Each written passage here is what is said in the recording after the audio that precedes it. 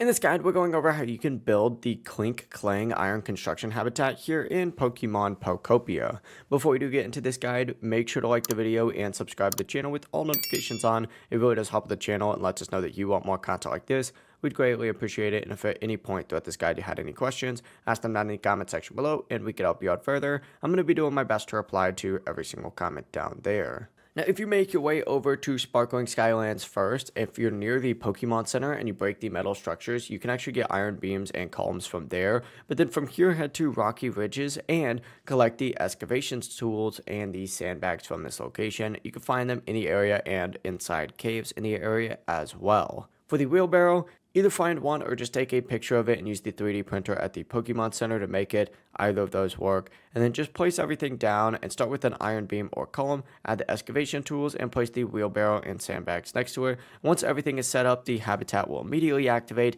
and that is how you can build the Clink Clang iron construction habitat here in Pokemon Pokopia. If you guys did have any questions, ask them down in the comment section below, and we can help you out further. I'm going to be doing my best to reply to every single comment down there. Before you do leave this guide, make sure to like the video and subscribe to the channel with all notifications on. It really does help us out and lets us know that you want more content like this. We'd greatly appreciate it. Have a great rest of your day, though. Peace.